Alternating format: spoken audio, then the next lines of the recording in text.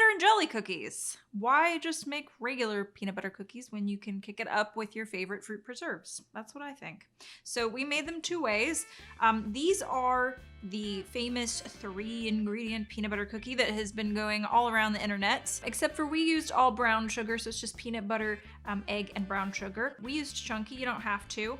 They are surprisingly good. They are really messy and kind of greasy. And the fruit preserves sort of did seep out of the bottom a little bit, but I think adding the preserves was really worth it. And these are a more traditional peanut butter cookie, almost the same thing really, except for just with flour, butter, and a leavener added in. They are a lot easier to handle, so they would be better for like if you're gonna take them to a party or for kids, or pop them in your bag or something for the day. If you want, you could add a little peanut butter into the filling to make it more of a creamy center on this one. I wouldn't recommend that for the 3-ingredient one. Overall, they're both really good. I actually prefer the flavor of the 3-ingredient one the most. But you can't go wrong either way, and it really just kind of depends on what you're after. We have both of these recipes on our website, onestopcookieshop.com. You can also get updates via our free Cookie of the Week newsletter or our Facebook group, but let's make these cookies. All right, we're starting with half a tablespoon scoops approximately of the preserves onto a sheet. We're gonna stick them in the freezer. They won't completely harden up, but it'll make it easier to work with. We're also doing a couple little scoops of peanut butter in case you want to do that. We're gonna start with a cup of chunky peanut butter, not the natural kind, doesn't work very well.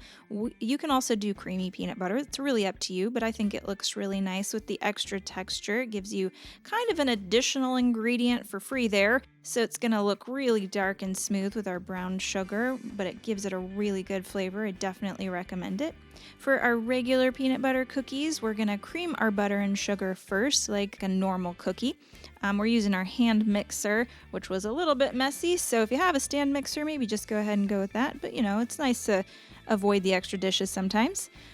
Just mix it all together, you know, regular process, and then add in your peanut butter, and then you'll add in your flour. So of course, with the same 1 cup of peanut butter on each, this is gonna be a much larger amount of dough. So if you want to still make the same amount of 12 cookies that this is gonna make, you're gonna probably double the other batch, which we'll put on the recipe online.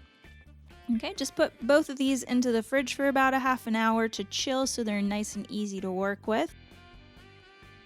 You're gonna divide them into however many number of cookies you want. This is that half batch, so we're gonna basically make 6 big cookies. So divide each of those little balls in half, and then just sort of shape them. It's easier to work with if you put it onto the parchment or your sheet first, and then form it into that little well. You know, pop the little filling in, stick the other one on top, and yeah, seal your edges, and you're good to go. Pop them in the oven for somewhere around 12 to 15 minutes, depending on how cold your dough is. The extra peanut butter filling is really good, but that's totally optional. And just let them sit for a while as soon as you pull them out of the oven so that they'll really firm up nicely. And there you go. I don't really need to sell you on peanut butter and jelly. If you like peanut butter and jelly, you know what to expect. It's just a really yummy type of cookie. I'm definitely gonna make these again. Great with a glass of milk. It's a common theme here at the One Stop Cookie Shop.